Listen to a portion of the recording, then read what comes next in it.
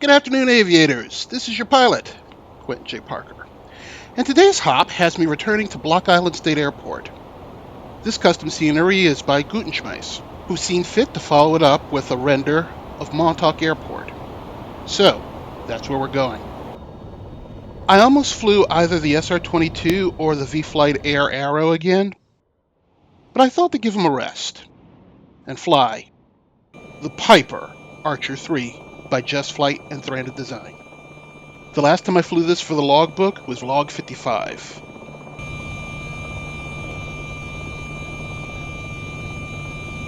Oh, Jesus. Can't wait for the day they put a entry door on the pilot's side. Oh my God. Okay.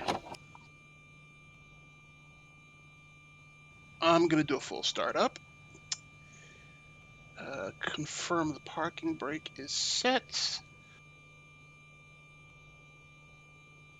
Fuel to the left.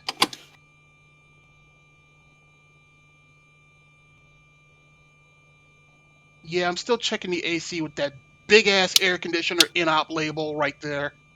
Heat and defroster off. Just going to pull a few random fuses here to make sure everything's nice and flush.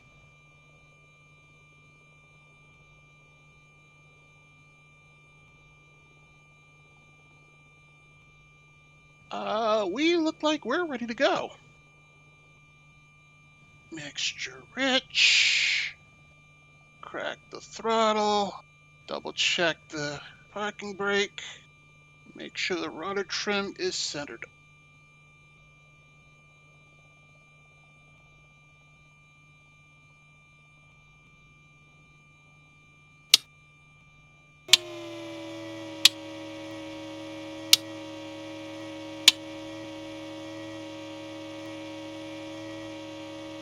Nav and strobes are engaged, and I have external confirmation. Okay, let's fly. Yay! The engine turned right over. Full tanks confirmed on gauge. Oil pressure, fuel pressure in the green. Oil temperature coming up.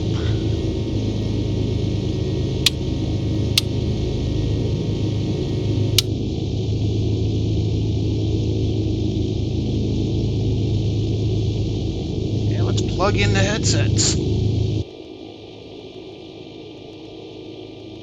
While the engine warms up, let's configure the GPS. We're going to jump across Block Island Sound to Montauk, and to do so, I'm going to fly its RNAV runway 24 approach.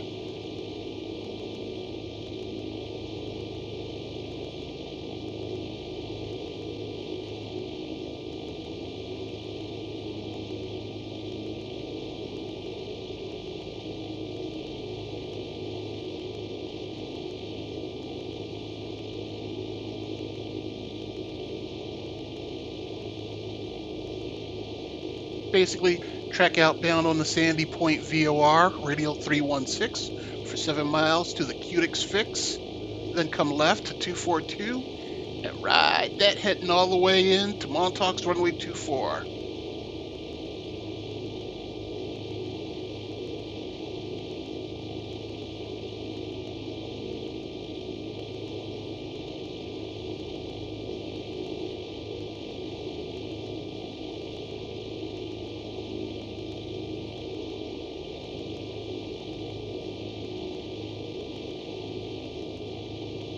You'll notice that the radios are all set, because I had to refly the mission after multiple system crashes.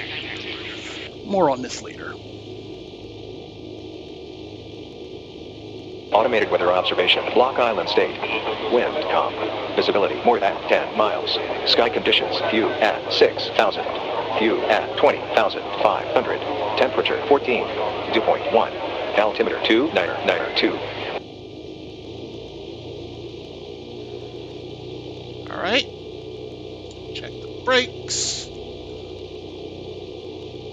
It's been a while since I've flown this Archer III. I didn't realize how much I missed it. In my book, of the simulated Piper planes, the Just Flight Thuranda versions take top honors.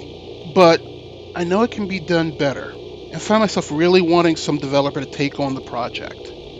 Maybe even one of the Piper planes that haven't seen a lot of sim attention, like the Pilot 100i or the M500, or even the M700 Fury. I really like flying Piper training and personal models, and it pisses me off because Aerosphere Simulations has quite the Piper lineup, a growing number of which are X-Plane 12 ready. I just wish there was something more going on with them in regards to rendering, documentation, system depth, and additional features. Approach end is clear. I rag on Carenado a lot for the way they mishandled the SR-22 for X-Plane 11. But props are props, and I love their Archer 2 for FS9. Now I see they have their Archer 2 and Arrow 3 for FS 2020. And my great fear is that these planes are good. Damn good. Because then I'd have to stop talking shit about them as a company. And I have so little in this life. Don't take that from me, too. Okay, throttle up.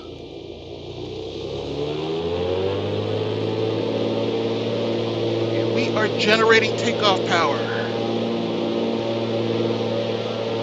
Release the brakes. And we're off.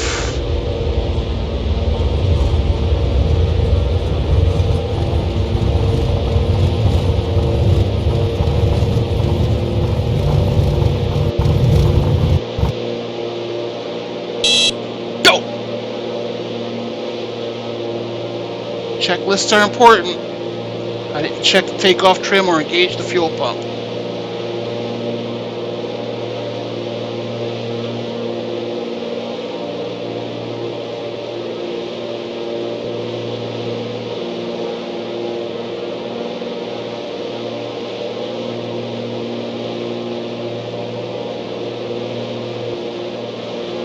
Passenger 500 and turning to intercept 316.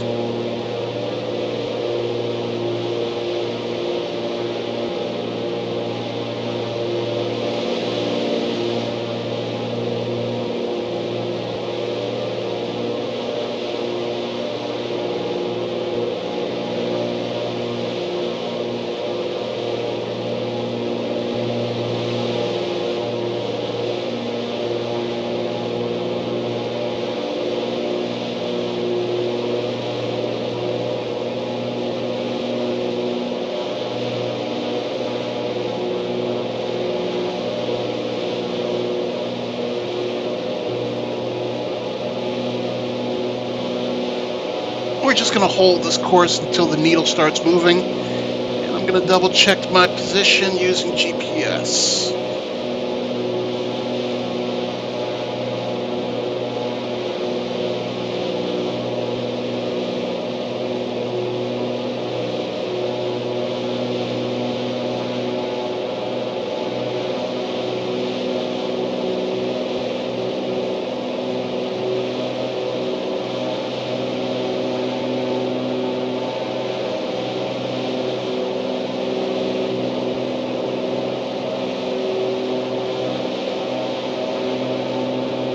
That's a 316 radial on the screen.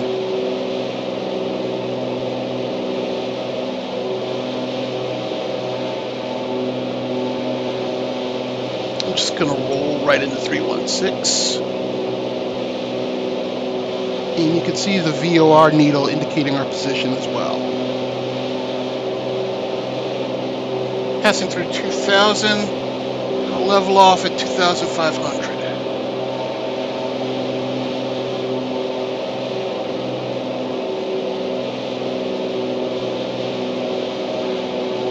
There's Montauk.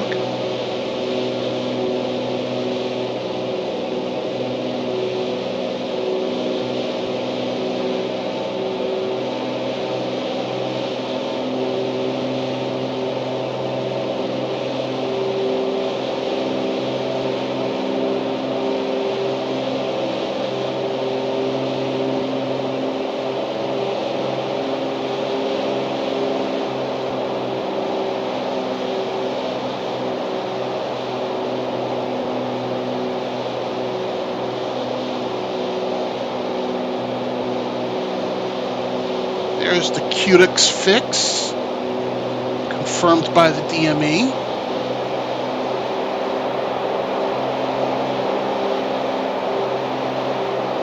Don't mind me. Sometimes I have a bear of a time trying to get established in level flight.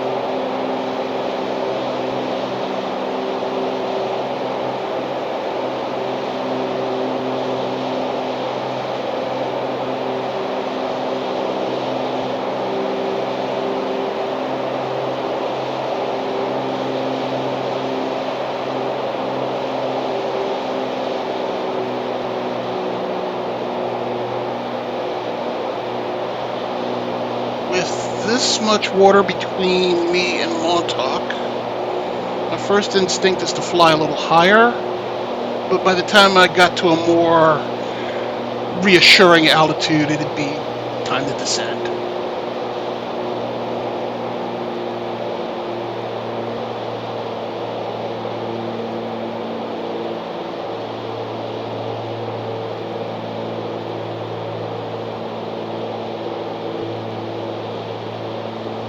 Clean the mixture.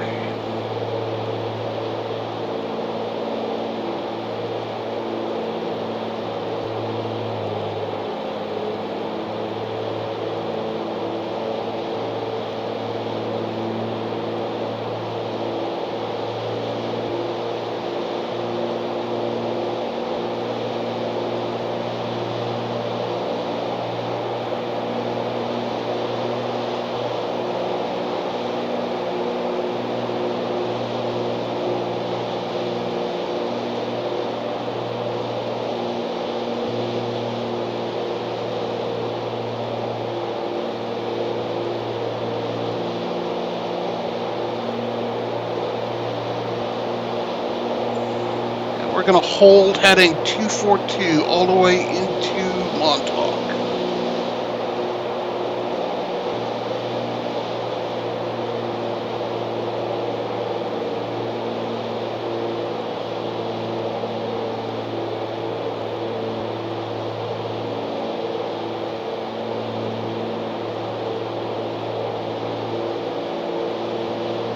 And here's where I disengaged the fuel pump.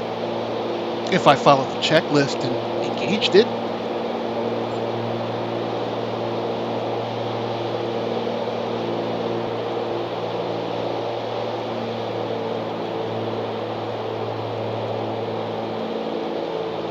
Farewell, Block Island.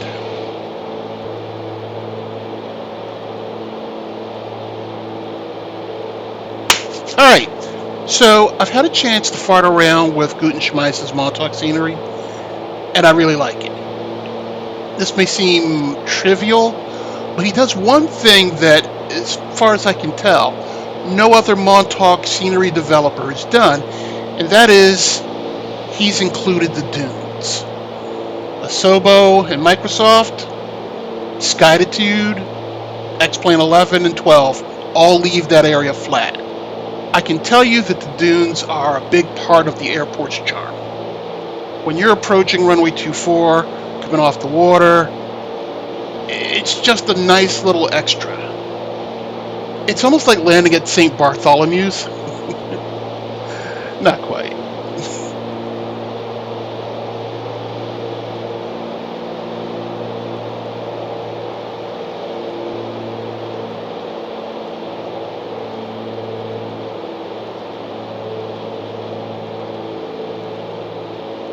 Coming up on the Cobra fix. Fuel pump on, landing light on, mixture rich.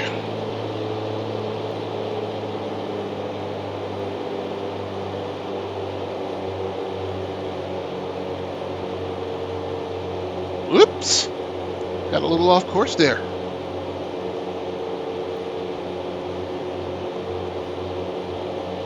At almost 17 miles direct, Montauk is close enough to have Block Island's weather.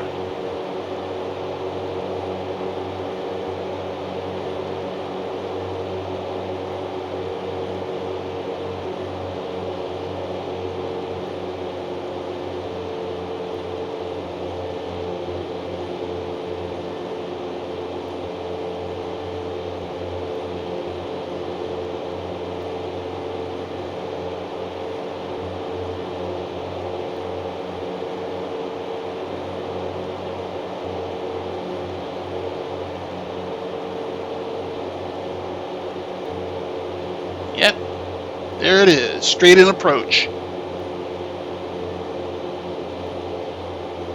It's got a 3,200 foot runway, which is more than enough to land on. But if you don't have your speed under control, you can easily eat that up and have to go around.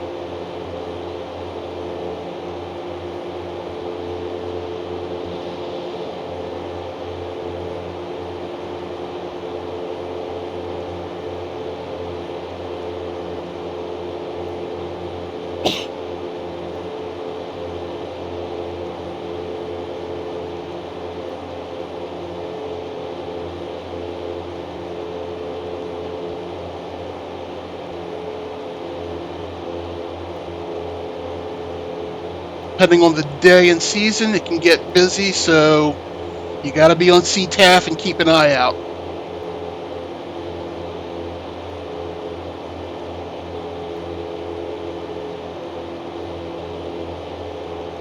Gutenshmeis has included vacationers on the beach. That's Montauk Lighthouse, and that bit of land that it sits on marks the easternmost point of New York State.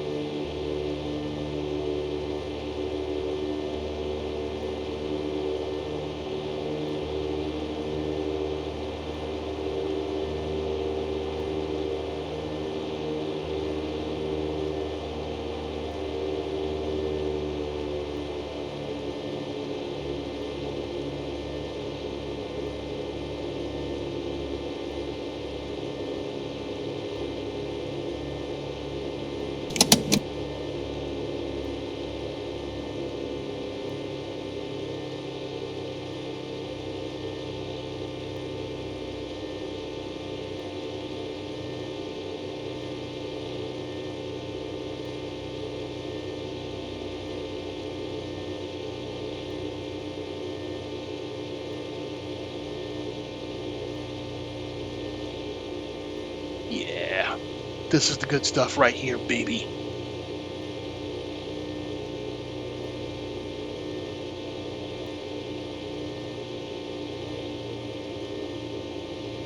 Alright, funny story. I flew up to Montauk with a friend, and we wanted to go, up the dunes. We did not know that there was a genteel, civilized footpath leading from the taxiway to the beach. Instead, we tried to ascend the dunes like savages. And the sand is just coming out from under our feet, so we can't get any good footing. He's ahead of me, so it's kind of steep. So I'm holding on to him, and he's barely making it. He's got all this brush in front of him that he's pushing out the way, but it only, snaps back and slaps me in the face. And what should have been a 15-second ascension turned into a 3-minute tough mudder course for our old asses.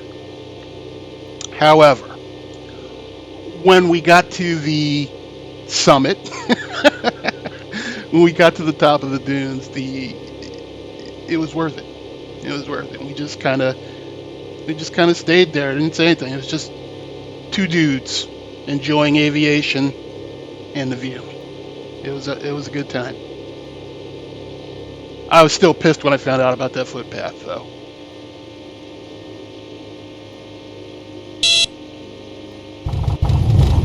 Yeah, baby.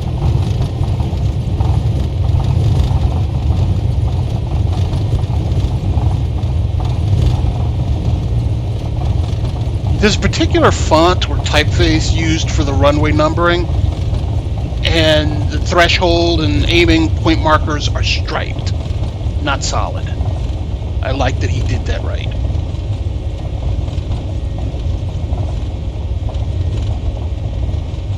But I'm not too sure about these lights here.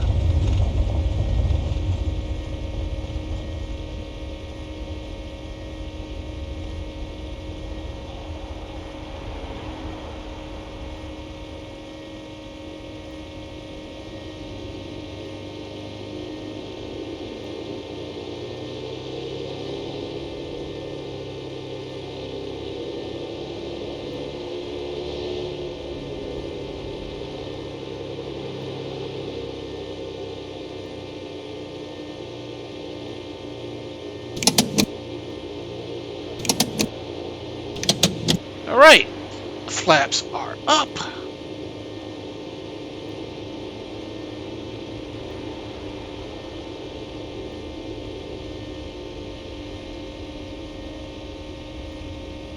Here's the FBO. I like that he got the wood fencing right, but I kind of wish he included the plane watcher seating, the soda machine, and the flagpole.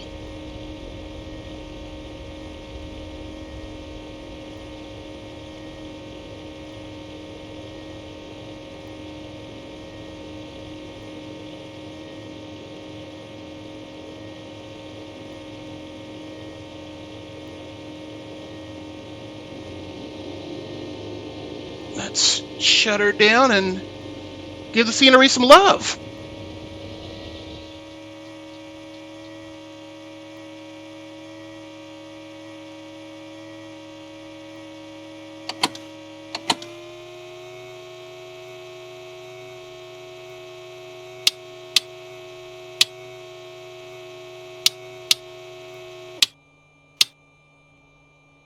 Shut down everything but the battery master because I want to make sure that I shut off all my electrics so there's no shock to the system on the next restart.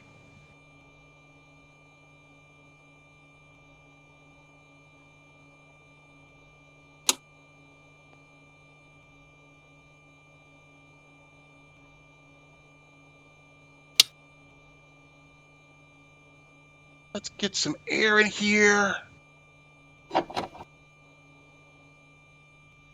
And that's it. Battery master off.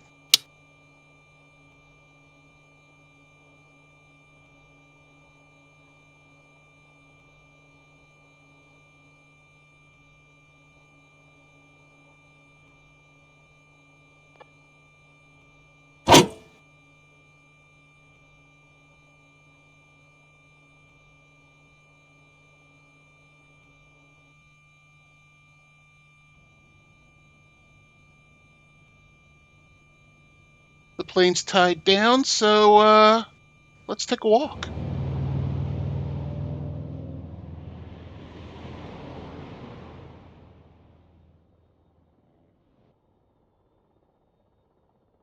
In meat space, this sign is posted at both ends of the field. However, it's only rendered here. Let's stroll down the taxiway. And yes, people do walk down this taxiway because it's the only way to get to the beach. Otherwise, you'd be walking on an active runway. Over here is the footpath leading to the beach that I mentioned earlier.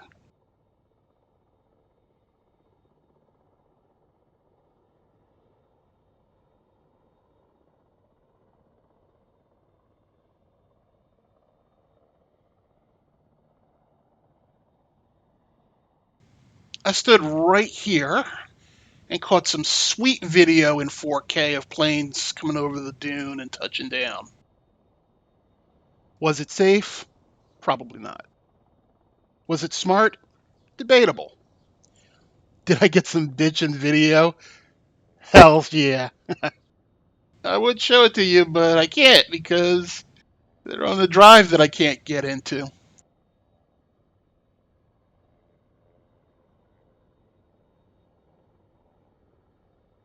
Up here on the dunes, you get a great view of Block Island Sound. Here we have Montauk Lighthouse and the Montauk Lighthouse Museum. So this is the first lighthouse in New York State, and the fourth oldest active lighthouse in the country. There's a spiraling stairway that goes up to the catwalk, and you can see some great sunsets from there, get a great view of the North Atlantic.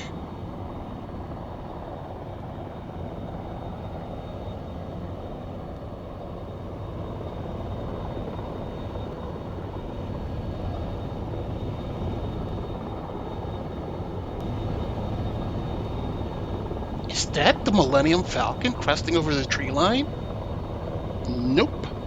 It's just a rusty old radar antenna rising above what was once Montauk Air Force Station. Now the area is known as Camp Hero State Park. And that's a buoy. Yeah, boy. So we've made a full circle back to Lake Montauk with Star Island here.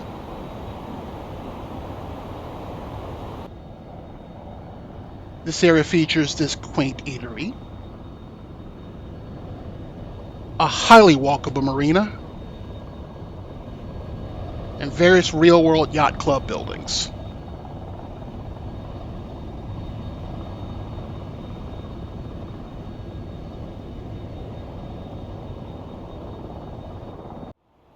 So that's it.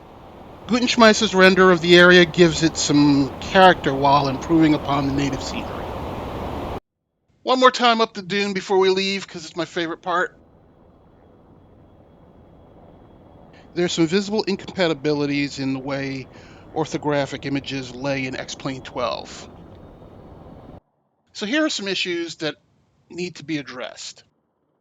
Ortho imagery is included, but Gutenshmeis cautions there may be some glitches in how it lays.